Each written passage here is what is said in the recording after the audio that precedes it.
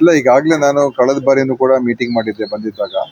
ಒಂದು ಒಂದು ಕುಡಿಯ ನೀರಿನ ವಿಚಾರದಲ್ಲಿ ಅದು ಹಿಂದೆ ಮೀಟಿಂಗ್ ಮಾಡಿದ್ದೆ. ಕಳೆದ ಬಾರಿ ಮಳೆಗಾಲದಿಂದ ಆಗುವಂಥ ಪರಿಸ್ಥಿತಿಗಳ ಬಗ್ಗೆ ಏನು ಎಚ್ಚರಿಕೆಯಿಂದ ಇರಬೇಕು, ಎಲ್ಲ ಕ್ರಮಗಳನ್ನು ತಗೊಳ್ತಕ್ಕಂಥದ್ದಕ್ಕೆ ನಮ್ಮ ನಗರಾಭಿವೃದ್ಧಿ ಮತ್ತು ಗ್ರಾಮೀಣಾಭಿವೃದ್ಧಿ ಮತ್ತು ಏನು ನಮ್ಮ ಇಂಧನ ಇಲಾಖೆ ಹಾಗೂ ಜಿಲ್ಲಾಡಳಿತ ಎಲ್ಲ ಸಜ್ಜಾಗಿರಬೇಕು. ಆಮೇಲೆ ಪೊಲೀಸು ಮತ್ತು ಈ ಏನು ಫೋರ್ಸ್ ಇದೆ, ಈ ರೆಸ್ಕ್ಯೂ ಮಾಡುವಂಥ ಫೋರ್ಸು, ಅವ್ರದ್ದೆಲ್ಲರದ್ದು ಕೂಡ ಎಲ್ಲ ರೀತಿಯಾಗೂ ಕೂಡ ಎಚ್ಚರಿಕೆಯಿಂದ ಇರಬೇಕು ಅಂತ ಮಾಡಿದ್ದೀವಿ ಅರಣ್ಯ ಇಲಾಖೆಯವರು.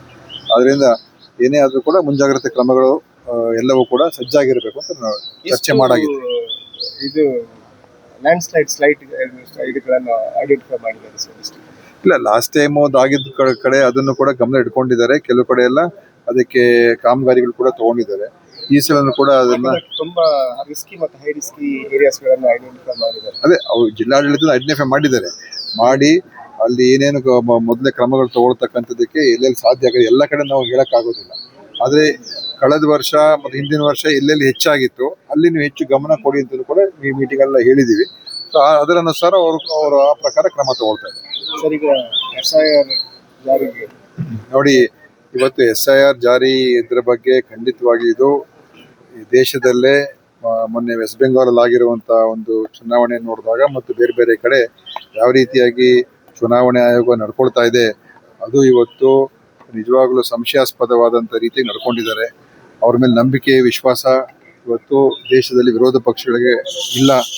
ಮತ್ತು ಇದು ಬಹಳ ಒಂದು ಕೆಟ್ಟ ಪರಿಸ್ಥಿತಿ. ಯಾವತ್ತೂ ಕೂಡ ನಮ್ಮ ದೇಶದಲ್ಲಿ ಚುನಾವಣಾ ಆಯೋಗದ ಬಗ್ಗೆ ಯಾರೂ ಕೂಡ ಸಂಶಯ ಪಡ್ತಾ ಇರಲಿಲ್ಲ. ಯಾಕಂದರೆ ಅದು ನಿಷ್ಪಕ್ಷಪಾತವಾಗಿ ಸ್ವತಂತ್ರವಾಗಿ ಅವರು ನಿರ್ವಹಣೆ ಮಾಡ್ತಾ ಇದ್ರು. ಇವತ್ತು ಆ ಪರಿಸ್ಥಿತಿ ಇಲ್ಲ. ನಮ್ಮ ದೇಶದಲ್ಲಿ ಇವತ್ತು ಎಲ್ಲವನ್ನೂ ಕೂಡ ರಾಜಕೀಯವಾಗಿ ಚುನಾವಣೆ ಗೆಲ್ಲೋದಕ್ಕೆ ಏನು ಮಾಡಬೇಕು ಅದು ಇವತ್ತು BJP ಮಾಡ್ತಾ ಇದೆ. ಎಲ್ಲವನ್ನೂ ಉಪಯೋಗಿಸುವಂಥದ್ದು. ಈಗ ನೋಡಿ, ನೀವು ಪಂಜಾಬ್ ಎಲೆಕ್ಷನ್ ಬರ್ತಾ ಇದೆ, ಅಲ್ಲಿ ಈಗ ED IT ಹೋಗಿ ಅಲ್ಲಿ ಬಿದ್ದಿದ್ದಾರೆ. ಅದು ಪಂಜಾಬ್ ಎಲೆಕ್ಷನ್ ಆಗಿದ ತಕ್ಷಣ ಕರ್ನಾಟಕಕ್ಕೆ ಬರ್ತಾರೆ.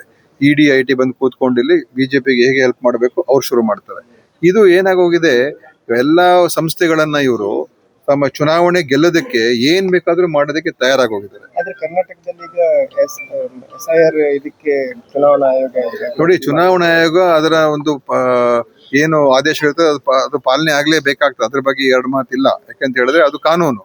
ಆದ್ರೆ ಅದರಲ್ಲಿ ಇರುವಂತಹ ವಿಷಯಗಳ ಬಗ್ಗೆ ನಾವು ಯಾವ ರೀತಿಯಾಗಿ ಹೋರಾಟ ಮಾಡಬೇಕು ಮತ್ತು ವೆಸ್ಟ್ ಬೆಂಗಾಲ್ ಆದಂತ ರೀತಿಯಾಗಿ ಇಲ್ಲಿ ಏನ್ ಪ್ರಯೋಗ ಮಾಡ್ತಾರೋ ಗೊತ್ತಿಲ್ಲ. ಅಲ್ಲಿ ಎಷ್ಟು ಜನ ವೋಟರ್ ಲಿಸ್ಟ್ ಅಲ್ಲಿ ಇದ್ದಂತ ಹೆಸರುಗಳನ್ನ ಅವರು ಅದನ್ನ ಪೂರ್ತಿಯಾಗಿ ತೆಗೆದಾಕ್ಬಿಟ್ರು. ಸುಮಾರು 29 ಲಕ್ಷ ಜನ ಟ್ರೈಬ್ಯುನಲ್ ಮುಂದೆ ಅರ್ಜಿ ಹಾಕೊಂಡಿದ್ದಾರೆ ನಮ್ಮ ವೋಟ್ ಇದೆ ಅಂತ. ಅದ್ರಲ್ಲಿ ಇತ್ಯರ್ಥ ಆಗಿದ್ದು ಕೇವಲ 1,000 ಎಷ್ಟೋ ಚಿಲ್ಲರೆ ವೋಟು. ಉಳಿದಿರೋದೆಲ್ಲ ಇನ್ನೂ ತೀರ್ಮಾನನೇ ಆಗ್ಲಿಲ್ಲ. ಆ ಟ್ರೈಬ್ಯುನಲ್ ಜಡ್ಜ್ಗಳು ಹೇಳ್ಬಿಟ್ರು ನಮ್ಗೆ 4 ವರ್ಷ ಆದ್ರೂ ಕೂಡ ಇದನ್ನ ನಾವು ಹೇರ್ ಮಾಡಕ್ಕಾಗಲ್ಲ. ಮತ್ತು 29 ಲಕ್ಷ ಜನರ ವೋಟ್ ಎಲ್ಲಿಗೆ ಹೋಯ್ತು? ಈಗ ಏನಾಯ್ತು ಅದ್ರದ್ದು? ಈಗ ಒಂದು ವೋಟನ್ನ ನಾವು ಕಳ್ಕೊಂಡಾಗ ಮತ್ತು ಅದಕ್ಕೆ ಅದಕ್ಕೆ ಪರ್ಯಾಯ ಮಾರ್ಗ ಏನು? ಅದನ್ನೇ ಏನ್ ಮಾಡ್ತಾರೋ ಗೊತ್ತಿಲ್ಲ ಇವರು. ಸೊ ಇದನ್ನ ನಾವು ಹೋರಾಟ ಮಾಡ್ತೀವಿ, ಕಾನೂನಾತ್ಮಕವಾಗಿ ಹೋರಾಟ ಮಾಡಬೇಕು. ನಮ್ಮ ಇವತ್ತು ಇಲ್ಲಿ ನಾವು ಬೇರೆ ರೀತಿಯಾಗಿ ಏನೇನು ಅವ್ರು ಮಾಡ್ತಿರ್ತಾರೆ ನೋಡ್ಕೊಂಡು ಅದಕ್ಕೆ ನಾವು ಸಜ್ಜಾಗುವಂಥದ್ದು ಕೂಡ ಮಾಡ್ಕೋಬೇಕಾಗ್ತದೆ. ಮತ್ತು ಏನಾದರೂ ಅವರು ಈಗ ವೆಸ್ಟ್ ಬೆಂಗಾಲ್ ಏನ್ ಮಾಡಿದ್ರು, ಅದೊಂದು ಹೊಸ ಒಂದು ಸಾಫ್ಟ್ವೇರ್ ಎಲ್ಲ ಉಪಯೋಗ ಮಾಡಿ ಆ ಸಾಫ್ಟ್ವೇರೇ ಯಾರನ್ನ ಮತಗಳನ್ನ ತೆಗಿಬೇಕು ಆ ಸಾಫ್ಟ್ವೇರೇ ಡಿಸೈಡ್ ಮಾಡ್ಬಿಡ್ತು. ಆಯ್ತಾ? ಆ ತರದಕ್ಕೆಲ್ಲ ಅವಕಾಶ ಸಿಗಬಾರ್ದು. AI ಯೂಸ್ ಮಾಡಿದ್ದೇನೆ ಅಂತ ಹೇಳ್ತಾರೆ. ಅದರಲ್ಲಿ ಸೋಷಿಯಲ್ ಮೀಡಿಯಾದಲ್ಲಿ ಈಗ ನಾವು ನಮ್ಮ ಸೋಷಿಯಲ್ ಮೀಡಿಯಾ ನೋಡಿದ್ರೆ ನಾವು ಕಾಂಗ್ರೆಸ್ ಪರ ಅಂತ ಗೊತ್ತಾಗುತ್ತೆ. ಇವ್ರು ವೋಟ್ ತೆಗೆದಾಕ್ಬಿಡುದು. ಅದು ಯಾವುದೋ ಒಂದು AI ಫಾರ್ಮುಲಾ. ಅದನ್ನು ನಾವು ಟ್ರೈಬ್ಯುನಲ್ ಮುಂದೆ ಕೂತ್ಕೋಬೇಕು. ಟ್ರೈಬ್ಯುನಲ್ ಮುಂದೆ ಕೂತ್ಕೊಂಡು ಇತ್ಯರ್ಥ ಆಗ್ಬೇಕಲ್ಲ. ಅದಕ್ಕೋಸ್ಕರ ಇದು ಬಹಳ ಗಂಭೀರವಾದಂತ ವಿಷಯ. ಅದಕ್ಕೆ ನಾವು ಹೋರಾಟ ಮಾಡ್ಲೇಬೇಕು. ಕಾಂಗ್ರೆಸ್ ಗೆದ್ದ ರಾಜ್ಯದಲ್ಲಿ ಇದನ್ನು ಯೂಸ್ ಮಾಡಲ್ವಾ ಅಂತ ಹೇಳಿ ಪ್ರಶ್ನೆ ಮಾಡ್ತಾರೆ. ಇಲ್ಲಿ ಈಗ ಕಾಂಗ್ರೆಸ್ ಕೆಲವು ಕಡೆ ಗೆದ್ದಿದೆ, ಅಲ್ಲಿ ನೋಡಿ ಎಲ್ಲ ಕಡೆ ಫಾರ್ಮುಲಾ ಯೂಸ್ ಮಾಡ್ತಾರೆ. ತಮಿಳ್ನಾಡಲ್ಲಿ ಯಾಕೆ ವರ್ಕ್ ಆಗೋದಿಲ್ಲ ಅಂತ ಹೇಳಿದ್ರೆ ಅಲ್ಲಿ ಅವ್ರಿಗೆ ಇದು ಏನ್ ಮಾಡಕ್ ಅವರು ವೆಸ್ಟ್ ಬೆಂಗಾಲ್ ಅಲ್ಲಿ ಬಿಹಾರಲ್ಲಿ ಏನಾಯ್ತು, ಮತ್ತೆ ಬೇರೆ ರಾಜ್ಯಗಳು ಅದಕ್ಕಿಂತ ವಿನೂತನವಾಗಿ ವೆಸ್ಟ್ ಬೆಂಗಾಲ್ ಮಾಡಿದ್ರು. ಬಿಹಾರಲ್ಲಿ ಈ ಸಿಸ್ಟಮ್ ಇರಲಿಲ್ಲ. ಈ ತರ ಒಂದು ಯಾವುದೋ ಒಂದು ಸಾಫ್ಟ್ವೇರ್ ಉಪಯೋಗ ಮಾಡಿಕೊಂಡು ಅದರಲ್ಲಿ ವೋಟ್ಗಳನ್ನು ಅದನ್ನು ತೆಗೆದಾಕ್ತಕ್ಕಂಥದ್ದು ಬಿಹಾರಲ್ಲಿ ಇರಲಿಲ್ಲ. ಅದು ವೆಸ್ಟ್ ಬೆಂಗಾಲ್ಗೆ ತಗೊಂಡು ಬಂದ್ರು. ಯಾಕಂದ್ರೆ ಇದನ್ನ ಯಾವ ಕಾನೂನು ಅಡಿಯಲ್ಲಿದೆ, ಹೇಗೆ ಮಾಡಕ್ ಸಾಧ್ಯ? ಈಗ ಕರ್ನಾಟಕಕ್ಕೆ ಏನ್ ತಗೊಂಡ್ಬರ್ತಾರೋ ಗೊತ್ತಿಲ್ಲ, ಪಂಜಾಬಲ್ಲಿ ಏನ್ ತಗೊಂಡ್ಬರ್ತಾರೋ ಗೊತ್ತಿಲ್ಲ. ಯಾಕಂತ ಹೇಳಿದ್ರೆ ಮತ್ತು ಅವ್ರಿಗೆ ಸುಪ್ರೀಂ ಪವರ್ ಕೊಟ್ಬಿಟ್ಟಿದ್ದಾರೆ. ಈಗ ಅವ್ರೇನ್ ಪವರ್ ಕೊಟ್ಟಿದ್ದಾರೆ ಚೀಫ್ ಎಲೆಕ್ಷನ್ ಕಮಿಷನ್ ಅಂತ ಹೇಳಿದ್ರೆ, ಕೋರ್ಟ್ಗಳು ಕೂಡ ಅವರ ಒಂದು ಇದರ ವಿಚಾರದಲ್ಲಿ ಯಾವುದೇ ರೀತಿಯ ಅವರು ಅಕೌಂಟಬಲ್ ಅಲ್ಲ ಅಂತ ಕಾನೂನು ಬದಲಾವಣೆ ಯಾಕೆ ಮಾಡಿದ್ರು? ಚೀಫ್ ಎಲೆಕ್ಷನ್ ಕಮಿಷನ್ ತಪ್ಪು ಮಾಡಿದ್ರೆ ಕೋರ್ಟಲ್ಲೂ ಕೂಡ ಪ್ರಶ್ನೆ ಮಾಡಂಗಿಲ್ಲ ಅಂತೆ. ಆ ಕಾನೂನನ್ನ ತಗೊಂಡ್ ಬಂದಿದ್ದಾರೆ, ಆಯ್ತಾ. ಮತ್ತೆ ಚೀಫ್ ಎಲೆಕ್ಷನ್ ಕಮಿಷನ್ ಅಪಾಯಿಂಟ್ಮೆಂಟ್ ಅಲ್ಲಿ ಸುಪ್ರೀಂ ಕೋರ್ಟ್ ಚೀಫ್ ಜಸ್ಟಿಸ್ ನ ತೆಗೆದಾಕಿದ್ರು. ಸೊ ಯಾರು ಬೇಕಾದ್ರೂ ಇವ್ರು ಹಾಕೊಳ್ತಾರೆ. ಇಷ್ಟು ಓಪನ್ ಆಗಿ ಪಕ್ಷಪಾತ ಮಾಡ್ತಾರೆ, ಇಷ್ಟು ಓಪನ್ ಆಗಿ ಅವರು ದುರುಪಯೋಗ ಪಡಿಸ್ಕೊಳ್ತಾ ಇದ್ದಾರೆ. ಎಲೆಕ್ಷನ್ ಕಮಿಷನ್, IT, ED ಎಲ್ಲ ಓಪನ್, ಎಲ್ರಿಗೂ ಇದನ್ನ ಸೀಕ್ರೆಟ್ ಏನಲ್ಲ. ಈಗ ಪಂಜಾಬ್ನಲ್ಲಿ ಆಪ್ ಮತ್ತೆ ಕಾಂಗ್ರೆಸ್ ಮೇಲೆ ಬೀಳ್ತಾರೆ. ಈಗ ನೆಕ್ಸ್ಟ್ ಕರ್ನಾಟಕಕ್ಕೆ ಕಾಂಗ್ರೆಸ್ BJP ಅವ್ರು ಎಷ್ಟೇ ಭ್ರಷ್ಟರಾಗಿರ್ಲಿ, ಎಷ್ಟೇ ಸಾವಿರಾರು ಕೋಟಿ ಇರಲಿ, ಅವ್ರನ್ನ ಒಬ್ಬರನ್ನು ಮುಟ್ಟೋದಿಲ್ಲ. ಯಾರು BJPಗೆ ಸೇರ್ಕೊಳ್ತಾರೆ ಅವ್ರನ್ನ ಮತ್ತೆ ಪಾರ್ಟಿನ ಶಿಫ್ಟ್ ಮಾಡಿಸೋದು. ನೀವು ನಮ್ಮ ಜೊತೆ ಬರ್ದೇ ಹೋದ್ರೆ ನಿಮ್ಮನ್ನ ಮುಗಿಸ್ತೀವಿ, IT, ED ನಿಮ್ಮಿಂದ ಬೀಳಿಸ್ತೀವಿ. ಈ ತರದ ಒಂದು ಮಾಡ್ತಾ ಇದ್ದಾರೆ ಈ ದೇಶದಲ್ಲಿ. ಚುನಾವಣೆ ಗೆಲ್ಲದೆ ಮುಖ್ಯ ಆಗೋಗಿದೆ ಹೊರತು ದೇಶದ ಆರ್ಥಿಕ ಪರಿಸ್ಥಿತಿ ಹಾಳಾಗೋಗ್ಲಿ, ದೇಶ ವಿದೇಶಿಕ ನೀತಿ ಹಾಳಾಗೋಗ್ಲಿ. ದೇಶದಲ್ಲಿ ಇವತ್ತು ಪತ್ರಿಕಾ ಸ್ವಾತಂತ್ರ್ಯ 157ನೇ ಸ್ಥಾನದಲ್ಲಿದೆ ಈ ವಿಶ್ವ ಒಂದು ದರ್ಜೆಯಲ್ಲಿ. ಇದು ನಾಚಿಕೆಗೇಡಿನ ವಿಚಾರ ಅಲ್ವಾ? ಪಾಕಿಸ್ತಾನ್ಗಿಂತ ನಾವು ಇನ್ನೂ ಹಿಂದೆ ಬಿದ್ದಿದ್ದೀವಿ. ಎಂತ ಪರಿಸ್ಥಿತಿ ನಮ್ಮ ದೇಶಕ್ಕೆ ಬಂದಿದೆ. ಇದ್ರ ನಿಜ. ನೀವು ಮಾತಾಡಿ, ನಾಳೆ ನೋಡೋಣ ನಿಮ್ ಚಾನೆಲ್ ಇಂದ. ಅವರೇ ಮಾತಾಡೋದಿಲ್ಲ. ಒಂದ್ ಪ್ರಶ್ನೆ ಕೇಳೋದಕ್ಕೆ ನಿಮ್ಗೆ ರೈಟ್ಸ್ ಇಲ್ಲ. ಇವತ್ತು ಪ್ರಧಾನ ಮಂತ್ರಿಗೆ, ಅಮಿತ್ ಶಾಗೆ ಕೇಳಿದ್ರೆ ನಿಮ್ಮನ್ನ ಮುಗಿಸ್ತಾರ ಅಲ್ಲೇ. ಕೇಳ್ಬಿಡಿ, ನೋಡ್ಬಿಡೋಣ. ನಮಗ್ ಕೇಳ್ತೀರಾ? ರಾಹುಲ್ ಗಾಂಧಿನ ನೀವು ಮಾತಾಡ್ತೀರಾ.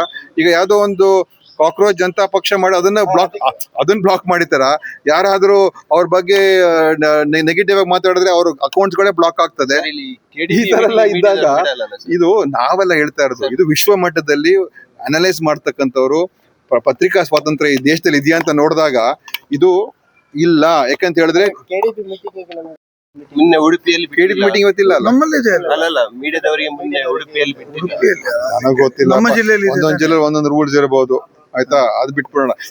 ನೀಟ್ ಎಕ್ಸಾಮ್ ಈಗ ಅದರಲ್ಲಿ ಲೀಕ್ ಆಗಿದೆ ಅಂತ ಆಗಿದೆ. ಈಗ CET-ನೇ ನೀವು ಕರ್ನಾಟಕದಲ್ಲಿ ಇದು ಮಾಡ್ಬೇಕು ನೋಡಿ. ನೀಟಲ್ಲಿ ಪದೇ ಪದೇ ಇದು ಸುಮಾರು ಈ ತರ ನ್ಯಾಷನಲ್ ಲೆವೆಲ್ ಎಕ್ಸಾಮ್ಸ್ ಗಳಲ್ಲಿ ಸುಮಾರು ಸಲ ಆಗೋಗಿದೆ ಇದು. ಮತ್ತು ಈ ದೇಶದ ಮಕ್ಕಳ ಭವಿಷ್ಯದಲ್ಲಿ ಚೆಲ್ಲಾಟ ಆಡ್ತಾ ಇದ್ದಾರೆ. ಯಾವುದೋ ಒಂದ್ ಕಡೆ ಆದ್ರೆ ಇಡೀ ದೇಶಕ್ಕೆ ತೊಂದರೆ ಆಗ್ತಾ ಇದೆ. ನಮ್ಮಲ್ಲಿ CET ಇದ್ದಾಗ ಈ ತರ ತೊಂದರೆಗಳಾಗಿರ್ಲಿಲ್ಲ. ಮತ್ತೆ ನಮ್ಮ ವ್ಯವಸ್ಥೆಗಳು ನಾವು ಮಾಡ್ಕೊಂಡು ಹೋಗ್ತೀವಿ. ನಮ್ಮ ರಾಜ್ಯದ ಮಕ್ಕಳನ್ನ ನಾವು ಹಿತರಕ್ಷಣೆ ಕಾಪಾಡುವಂಥದ್ದು ನಮ್ಮ ರಾಜ್ಯಕ್ಕೆ ಎಲ್ಲಾ ಶಕ್ತಿ ಇದೆ, ಆಯ್ತಾ. ಸುಮ್ಮನೆ ಯಾರೋ ಒಬ್ರ ಮೇಲೆ ಡಿಪೆಂಡ್ ಆಗಿ ಅವರು ನಡ್ಸಕ್ಕಾಗ್ದೇನೆ, ನಿರ್ವಹಣೆ ಮಾಡಕ್ಕಾಗ್ದೇನೆ ಇವತ್ತು ಎಷ್ಟು ಜನರ ಭವಿಷ್ಯಕ್ಕೆ ಇವತ್ತು ಸಮಸ್ಯೆ ಆಗಿದೆ. ಯಾಕೆ ಎಲ್ಲವೂ ಕೂಡ ಕೇಂದ್ರೀಕೃತ ಮಾಡಬೇಕು? ಯಾಕೆ ಎಲ್ಲವೂ ಕೂಡ ದೆಹಲಿ ಕಡೆ ನೋಡ್ಬೇಕು? ಈಗ ನಮ್ಮ ಹತ್ರ ನಾವೀಗ ಕರ್ನಾಟಕ ಪ್ರಗತಿಪರ, ಎಲ್ಲ ಆಧುನಿಕ ತಂತ್ರಜ್ಞಾನ ಇದೆ, ನಮ್ಗೆಲ್ಲ ಕೂಡ ಮಾಡುವಂತ ಸ್ವಾತಂತ್ರ್ಯ ಇದೆ. ಯಾರು ನೀಟ್ ಬೇಕಾದ್ರೆ ಹೋಗ್ಲಿ, ನಾವು ಮಾಡೋದಕ್ಕೆ ತಯಾರಾಗಿದ್ದೀವಿ. ಸೊ ಪ್ರತಿಯೊಂದು ಕೂಡ ನೀವು ಡೆಲ್ಲಿನೇ ಕಂಟ್ರೋಲ್ ಮಾಡಬೇಕು. ಎಕ್ಸಾಮಿನೇಷನ್ ಡೆಲ್ಲಿ ಮಾಡಬೇಕು, ಅಡ್ಮಿಷನ್ ಡೆಲ್ಲಿ ಮಾಡಬೇಕು, ಪರ್ಮಿಷನ್ ಡೆಲ್ಲಿನೇ ಕೊಡಬೇಕು. ಮತ್ತೆ ರಾಜ್ಯ ಇಟ್ಕೊಂಡು ನಾವೇನು ಇಲ್ಲಿ ಏನಕ್ಕೋಸ್ಕರ ಇದೀವಿ ನಾವು? ನನ್ನ ಪ್ರಕಾರ ಈ ತರ ಆಗಿರೋದ್ರೆ ನಮ್ಗೆ ವಿಶ್ವಾಸ ಹೋಗ್ತಾ ಇದೆ, ವಿಶ್ವಾಸ ಹೊರಟೋಗುತ್ತೆ ಇದೆಲ್ಲ. ಮತ್ತೆ ಇದು ಗೊತ್ತಾಗಿದೆ, ಗೊತ್ತಿಲ್ಲದೆ ಇರೋ ಒಂದು ಎಷ್ಟು ನಡೆದಿದೆ ಗೊತ್ತಿಲ್ಲ ನಮ್ಗೆ. ಇದು ಹೊರಗಡೆ ಬಂತು, ಹೊರಗಡೆ ಬರದೇ ಇರುವಂತದ್ದು ಎಷ್ಟು ನಡೆದಿದ್ದು ನಮಗೆ ಗೊತ್ತಿಲ್ಲ ಈ ವ್ಯವಸ್ಥೆಯಲ್ಲಿ. ಅದಕ್ಕೆ ನೀವು CET ರಾಜ್ಯಕ್ಕೇನೆ ಬಿಟ್ಬಿಡಿ. ನಾವು ರಾಜ್ಯದಲ್ಲಿ ಮಾಡ್ಕೊಂಡು ನಮ್ಮ ಮಕ್ಕಳಿಗೆ ಭವಿಷ್ಯಕ್ಕೆ ನಾವು ಅವ್ರನ್ನ ಕಾಪಾಡ್ಕೊಳ್ತೀವಿ. 2022 ಕಲಬುರಗಿ ಲಾಡ್ಲೆ ಮುಷಾದಲ್ಲಿ ಗಲಾಟೆ ಆಗಿತ್ತು. ಆ ಕೇಸ್, ಅದರಲ್ಲಿ ಕೆಲವರ ಕೇಸನ್ನ ವಾಪಸ್ ತಗೊಳ್ಳಿಕ್ಕೆ ಕ್ಯಾಬಿನೆಟ್ ಒಪ್ಪಿಗೆ ಕೊಟ್ಟಿದೆ. ಅಂದ್ರೆ ದಾವಣಗೆರೆ ಇಶ್ಯೂ ನಂತರ, ದಾವಣಗೆರೆ ಚುನಾವಣೆ ನಂತರ ಮುಸ್ಲಿಂ ವಲಯಕ್ಕೆ BJP ಅವರಿಗೆ ಬೇರೆ ಇನ್ನೇನು ಪಾಯಿಂಟ್ ಇಲ್ಲ, ಆಯ್ತಾ. ನೀಟ್ ಬಗ್ಗೆ ಮಾತಾಡ್ಲಿರಿ, ಇಲ್ಲೆಲ್ಲ ಮಾತಾಡ್ತಾರಲ್ಲ BJP ಲೀಡರ್ಸ್. ನೀಟ್ ಬಗ್ಗೆ ಯಾಕೆ ಮಾತಾಡೋದಿಲ್ಲ? ಯಾಕದ್ರ ಬಗ್ಗೆ ಒಂದು ಚಕ್ಕಾರ ಎತ್ತೋದಿಲ್ಲ? ಅವ್ರಿಗೆ ಬರೀ ಇದು ಬೇಕು. ಯಾಕಂದ್ರೆ ದೇಶದಲ್ಲಿ 140 ಕೋಟಿಯಲ್ಲಿ 110 ಕೋಟಿ ಹಿಂದೂಗಳಿದ್ದಾರೆ. ಅವ್ರು BJP ಪ್ರಕಾರ ಹಿಂದೂಗಳಿಗೆ ಇವತ್ತು ಭಯಭೀತರಾಗಿದ್ದಾರೆ. ಹಿಂದೂಗಳು ಇವತ್ತು ಅರಾಜಕತೆಯಲ್ಲಿದ್ದಾರೆ. ಭಯ ಸೃಷ್ಟಿ ಮಾಡ್ಬಿಡ್ತಾರೆ ಇವರೇನೆ, ಏನೂ ಇಲ್ಲ. ಆದ್ರೆ ಎಲ್ಲೋ ಒಂದ್ ಕಡೆ ಹಿಂದೂಗಳಿಗೆ ಅನಿಸ್ಬೇಕು, ಇಲ್ಲಿ ದೇಶದಲ್ಲಿ ನಮಗೆ ನ್ಯಾಯ ಸಿಗ್ತಾ ಇಲ್ಲ, ದೇಶದಲ್ಲಿ ನಮ್ಗೆ ಅನ್ಯಾಯ ಆಗ್ತಾ ಇದೆ, ದೇಶದಲ್ಲಿ ನಮ್ಗೆ ಭದ್ರತೆ ಇಲ್ಲ ಅಂತ ಸೃಷ್ಟಿ ಮಾಡುವಂಥದ್ರಲ್ಲಿ ಇವತ್ತು ಅದು ಒಂದೇ ಅವ್ರ ಅಜೆಂಡಾ. ಅವ್ರದ್ದು ಈ ಅಜೆಂಡಾ ಉಪಯೋಗಿಸ್ಕೊಂಡು ಇವತ್ತು ದೇಶವನ್ನ ಆಳೋದಕ್ಕೆ ಹೊರಟಿದ್ದಾರೆ. ಅದಕ್ಕೋಸ್ಕರ ಅದು ಅವ್ರ ಸ್ಟ್ರಾಟಜಿ, ಅದು ಅಷ್ಟೇ. ಸರ್, ಈಗ ಕಾಂಗ್ರೆಸ್ ಜನತಾ ಪಾರ್ಟಿ ಬಾರಿ ಸದ್ದು ಮಾಡ್ತೇವೆ. ಸೊ ರಾಜಕೀಯ ಪಕ್ಷಗಳ ಮೇಲೆ ಎಫೆಕ್ಟ್ ಆಗುತ್ತೆ ನೋಡಿ. ಅದು ದೇಶದಲ್ಲಿ ಇರುವಂತ ಒಂದು ಪರಿಸ್ಥಿತಿ. ಇವತ್ತು ಆರ್ಥಿಕ ಪರಿಸ್ಥಿತಿ ಕೆಟ್ಟೋಗಿದೆ, ಆಯ್ತಾ. ನಮ್ಮ ರುಪಿ ವ್ಯಾಲ್ಯೂ ಇವತ್ತು ಪ್ರಧಾನಿ ಮೋದಿ ಅವರು ಏನ್ ಭಾಷಣ ಬಿಗಿತಾ ಇದ್ರು ಮನಮೋಹನ್ ಸಿಂಗ್ ಇದ್ದಾಗ, ಇವತ್ತು ಪಾಕಿಸ್ತಾನ್ ಜೊತೆ ಕಂಪೇರ್ ಮಾಡೋದು ಕೂಡ ಪಾಕಿಸ್ತಾನ್ ಕರೆನ್ಸಿ ಜೊತೆ ನಾವು ಹಿಂದೆ ಬೀಳ್ತಾ ಇದೀವಿ. ಅಮೆರಿಕನ್ ಡಾಲರ್ ಬಿಟ್ಕೊಡಿ, ನೀವು ಪಾಕಿಸ್ತಾನ್ ಕರೆನ್ಸಿ ಮತ್ತು ಭಾರತ ಕರೆನ್ಸಿ ಅದರ ಒಂದು ವ್ಯಾಲ್ಯೂಯೇಷನ್ ನೋಡಿ. ಅವ್ರ ಜೊತೆನೂ ಕೂಡ ನಾವು ಮ್ಯಾಚ್ ಮಾಡಕ್ ಆಗ್ತಾ ಇಲ್ಲ. ಬಾಂಗ್ಲಾದೇಶ್ ಕರೆನ್ಸಿ ಜೊತೆ ನಾವು ಮ್ಯಾಚ್ ಮಾಡಕ್ ಆಗ್ತಾ ಇಲ್ಲ. ಅಮೆರಿಕನ್ ಡಾಲರ್ ಜೊತೆ ಅಂತೂ ಬಿದೋಗಿದೆ. ಆಯ್ತಾ, ಇನ್ನು ಎಷ್ಟಕ್ಕೆ ಹೋಗುತ್ತೋ ಗೊತ್ತಿಲ್ಲ. ಏನ್ ಮತ್ತೆ ಇವ್ರದ್ದು ವಿದೇಶಾಂಗ ನೀತಿ, ಏನ್ ಭದ್ರತೆ, ಏನ್ ಆರ್ಥಿಕ ಶಕ್ತಿ? ಇವತ್ತು ಯಾರಾದ್ರೂ ಕೂಡ ನಮ್ಮ ದೇಶದ ಬಗ್ಗೆ ಇವತ್ತು ಕೇಳ್ತಾ ಇದಾರ? ಎಲ್ಲ ಒಂದು ಇಡೀ ವಿಶ್ವ ಮಟ್ಟದಲ್ಲಿ ಇವತ್ತು ಭಾರತ ರಾಷ್ಟ್ರ ಇವರು ಸೂಪರ್ ಪವರು. ಈಗ ಮೊದಲು 4ನೇ ಸ್ಥಾನಕ್ಕೆ ಹೋದು GDP ಅಂತ ಹೇಳ್ತಾರೆ, ಈಗ 6ನೇ ಸ್ಥಾನಕ್ಕೆ ಇಳಿದಿದ್ದೀವಿ. 4ನೇ ಸ್ಥಾನಕ್ಕೆ ಹೋಗಿದ್ದೀವಿ ವಿಶ್ವ ಮಟ್ಟದಲ್ಲಿ ಅಂತ ಹೇಳ್ಕೊಳ್ತಾ ಇದ್ರಲ್ಲ, ಈಗ 6ನೇ ಸ್ಥಾನಕ್ಕೆ ಕುಸಿದಿದೆ ಭಾರತ ರಾಷ್ಟ್ರ. ಸೊ ಎಲ್ಲಿದೆ ಇವ್ರದ್ದು ಆ ಅರಾಜಕತೆ? ಇವತ್ತು ಈ ಕಾಕ್ರೋಚ್ ಜನತಾ ಪಕ್ಷ ಬಂತಲ್ಲ, ಅದಕ್ಕೆ ಸಬ್ಸ್ಕ್ರಿಪ್ಷನ್ ಆಯ್ತಲ್ಲ, ಅದು ಬಿಜೆಪಿಯ ಪಕ್ಷದ ಸಬ್ಸ್ಕ್ರಿಪ್ಷನ್ ಜಾಸ್ತಿ ಆಗೋಯ್ತಂತೆ. ಆದ್ರೆ ನಿಮ್ಮ ವೇದಿಕೆಯಲ್ಲಿ, ಕಾಂಗ್ರೆಸ್ ವೇದಿಕೆಯಲ್ಲಿ ಕಾಕ್ರೋಚ್ ಅಂತ ಟಿ-ಶರ್ಟ್ ಬಿಡುಗಡೆ ಮಾಡಿದ್ದಾರೆ. ಯಾರೋ ಮಾಡಿರ್ಬೋದು, ನನಗೆ ಗೊತ್ತಿಲ್ಲಪ್ಪ. ಮುಖ್ಯಮಂತ್ರಿ ನಾನು ನೋಡ್ಲಿಲ್ಲ ಅದು. ನಾನು ನಿನ್ನೆ ಬ್ಯುಸಿ ಆಗಿದೆ, ನಾನು ನೋಡ್ಲಿಲ್ಲ. ಬಟ್ ಅಂದ್ರೆ ಇದು ಆತರ ಇದೆ ಅಷ್ಟೇ. ಓಕೆ, ಸರ್, ಈಗ ಈ ಬೇರೆ ಧರ್ಮಸ್ಥಳ ಕೇಸಲ್ಲಿ ಮಹಾಜರ್ ಕಾರ್ಯ ಮಾಡಿದ್ದಾರೆ, ಜನರಿಗೆ ಮತ್ತೆ ಗೊಂದಲ ಇದೆ, ಏನಾಗ್ತದೆ? ಇದು ಆದೇಶಗಳಪ್ಪ, ಕೋರ್ಟಿನ ಆದೇಶಗಳು, ನ್ಯಾಯಾಲಯದ ಆದೇಶಗಳ ಪ್ರಕಾರ ನಡೀತಾರೆ.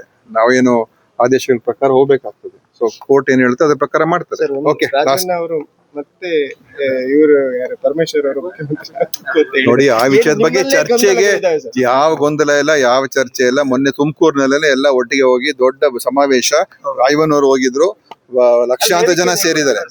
ಅವ್ರು ನೀವೇನೋ ಮೀಡಿಯಾ ಕೇಳ್ತಾರೆ, ಕೆಲವರಿಗೆ ಹೇಳುವಂತ ಇರ್ತದೆ. ಸೊ ಕೇಳಿದಾಗ ಏನೋ ಹೇಳ್ಬಿಡ್ತಾರೆ, ಅದೇ ಸುದ್ದಿ. ಅದಕ್ಕೆ ಯಾವ ತರ ಯಾವುದೂ ಇಲ್ಲ. Okay, thank you.